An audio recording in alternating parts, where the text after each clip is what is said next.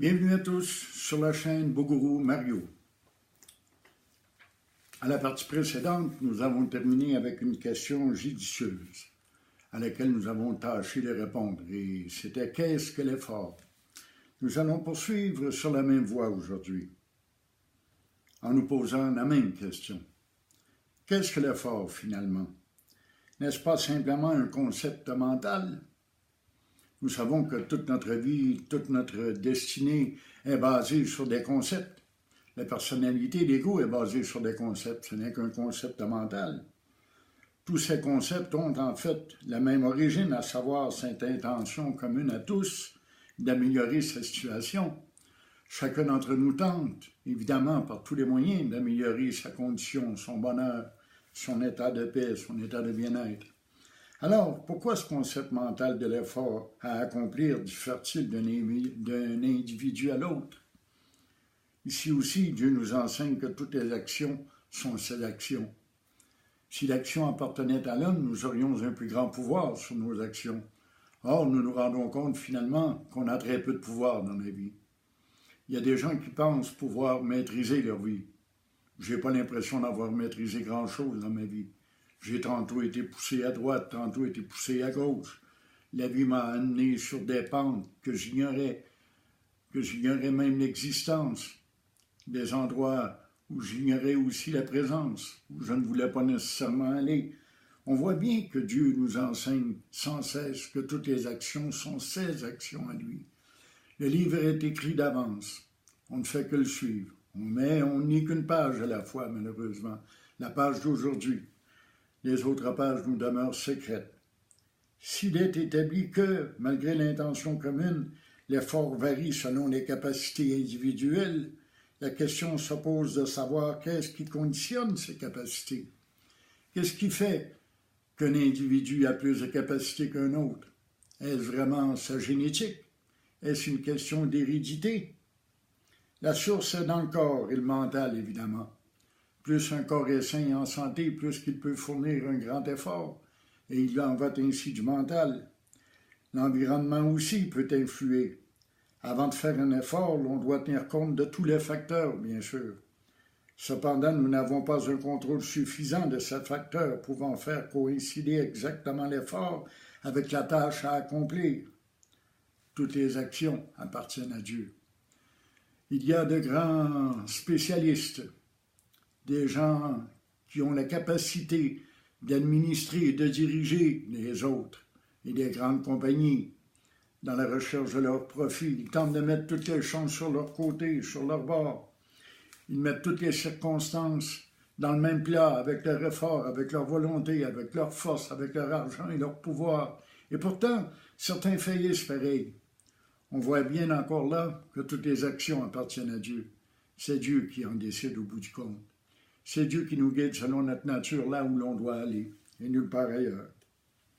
À présent, si l'on dit que le corps, le mental et l'environnement vont progressivement s'ajuster à la tâche à accomplir, on avoue implicitement l'incapacité initiale. Pensez-y, si on se fie à la chance, dans le fond, on a l'habitude de se souhaiter bonne chance quand on commence un projet. Bonne chance à toi, ceci revient à admettre que toutes les actions sont l'œuvre de Dieu, encore une fois. On dit que le hasard n'existe pas. Le hasard, c'est la providence divine qu'on nous a enseignée. C'est Dieu qui prend la décision et qui pose l'action. Nous ne sommes que des pantins. C'est Dieu qui tient les cordes. En arriver à concevoir la vie de cette façon nous libère. Cela nous libère de l'ego, de la volonté personnelle, et aussi des conséquences émotives qui s'ensuivent. Bien sûr, si nous connaissons l'échec, nous en sommes peinés. Nous sombrons dans une forme de dépression. Peut-être même vivons-nous de la culpabilité, alors qu'autrement, si nous connaissons le succès, nous nous pétons les bretelles, comme on dit, et l'on se prend pour un autre encore une fois. L'ego est encore gonflé davantage. La tête ne nous passe plus dans le cadre de porte. Mais quand on comprend que tout vient de Dieu, que toute action est de Dieu, que c'est Dieu qui décide de tout, que l'on n'est que des pantins, qu'il nous suffit de nous abandonner librement à la volonté divine, tout change. Cela est-il bon ou mauvais que les gens n'atteignent pas leur but? Parfois c'est bien, parfois c'est mal. C'est certainement une bonne chose. Pourquoi? La plupart des gens sont égoïstes. À toi de juger si le succès des égoïstes est bénéfique pour le monde ou non. Posons-nous la question. Quand un individu réussit à atteindre la fortune et la gloire, est-ce bon pour le reste de l'humanité? Ne serait-il pas mieux qu'il atteigne un échec et que cette fortune soit répandue à la surface du globe? Il y a lieu de se poser la question. Peut-être te demandes-tu alors pourquoi les efforts des personnes non égoïstes ne sont pas tous couronnés de succès? Encore une fois, c'est une judicieuse question. Le fait est que le plus souvent, bien qu'en apparence ils semblent ne pas être égoïstes, ils ne sont pas irréprochables. Cela dépend de l'ego. Effectivement, et malheureusement, il y a des gens qui ne semblent pas être égoïstes. On entend souvent dire « Ah, c'est à donner que l'on reçoit. C'est à aider les autres qu'on se fait aider. » Plus tu donnes et plus tu reçois, et plus tu reçois l'aide, et plus tu reçois de l'amitié. Ce n'est pas de l'altruisme. Donner en attendant, ce n'est pas de l'altruisme, c'est de l'égoïsme déguisé. Il y a des gens qui sont passés maîtres dans l'art de déguiser leur égoïsme en altruisme, ou encore à cacher leur égoïsme personnel. Ce sont de ces gens-là dont il est question ici. Et c'est pourquoi il est dit « cela dépend de l'ego ». Si le non-égoïsme supposé engendre une sensation de supériorité sur ses semblables, Dieu se charge de freiner leur ardeur et de leur rappeler « Vous aussi, vous êtes comme les autres et c'est moi qui gouverne. Vous aussi, vous n'êtes que des pantins et c'est moi qui tiens les fils entre les mains.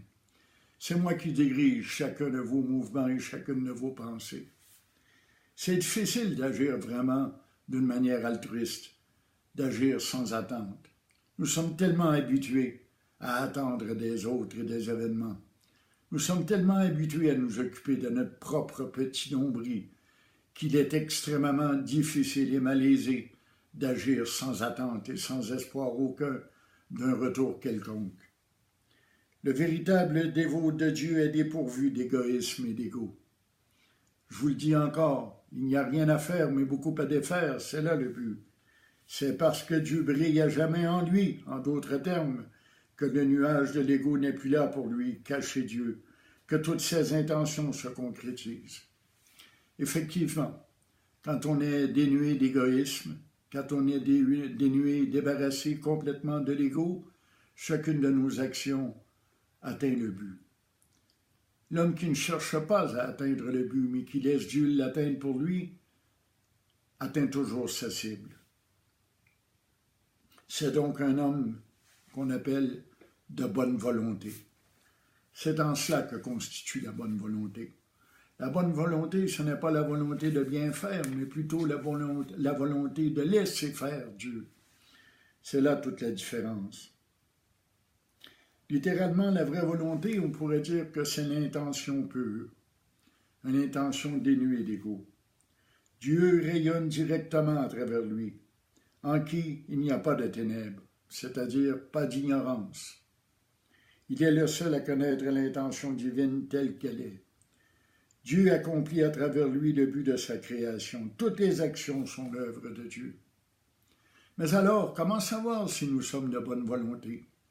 Comment savoir si nous agissons encore une fois par égoïsme et que nous déguisons cet égoïsme avec un altruisme supposé?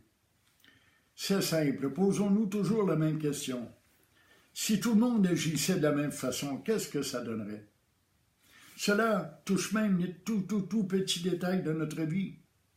Si tout le monde jetait ses déchets par la fenêtre de son auto en s'en allant sur le grand boulevard, qu'est-ce que ça donnerait?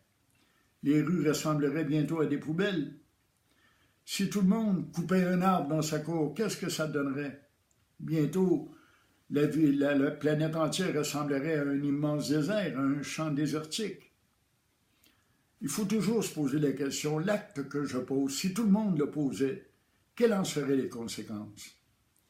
Voilà bien la question qu'on doit se poser. Et on doit agir en conséquence aussi, c'est-à-dire laisser agir Dieu. Lorsque Dieu nous permet d'accomplir une action, c'est généralement une action qui est bénéfique pour tout le reste de l'humanité. Il sert à tout le monde, il donne à tout le monde. C'est toujours ainsi. Quand on réussit, par exemple, à cultiver un beau champ de fleurs ou un beau champ d'herbes qui nourrissent le monde, ça sert à tout le monde et non pas seulement qu'à moi. Il en va ainsi dans tous les domaines. La question se pose alors, il existe bien au moins un de ces êtres de vraie volonté en intention pure. Pourquoi le monde n'en reçoit-il pas plein de bénédictions? C'est vrai qu'il existe des gens avec de bonnes intentions, mais pourquoi n'est-ce pas tout le monde qui en bénéficie? Pourquoi n'est-ce pas la planète entière qui en tire les conséquences?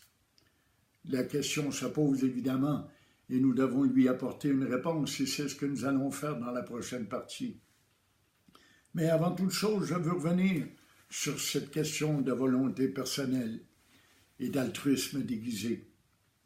Souvent, nous croyons être de bonne volonté lorsque nous agissons, parce que nous imposons notre propre volonté sur la volonté des autres. Souvent, nos prières se résument à ceci aussi. Nous prions pour que tel ou tel événement se produise pour les autres.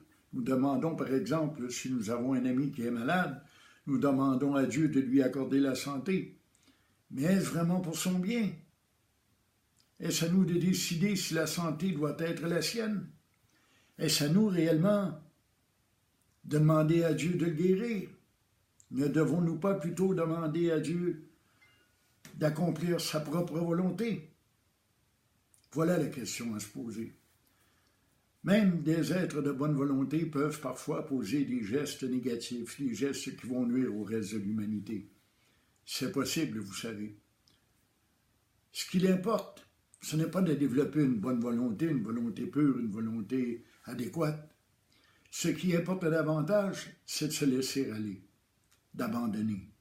C'est ce qu'on appelle dans d'autres domaines le lâcher-prise total. Un lâcher-prise si grand que notre volonté n'apparaît même plus. Nous devenons alors la volonté divine, la volonté de Dieu. Nous savons que nous sommes des pantins et que c'est Dieu qui tient les cordes. Laissons-le agir. Nous sommes les simples témoins de cette marionnette. Nous regardons le spectacle. Regardons cette marionnette agir pour le bien de l'humanité et le bien de Dieu. Regardons-la faire et accomplir ce qu'elle fait, en toute sérénité et dans la paix de l'âme. Bien sûr, je vous invite à poursuivre votre écoute d'Elan Monroe, Tout est un, et dans la prochaine partie, nous allons répondre à la question qui a été lancée. Je vous souhaite une bonne journée.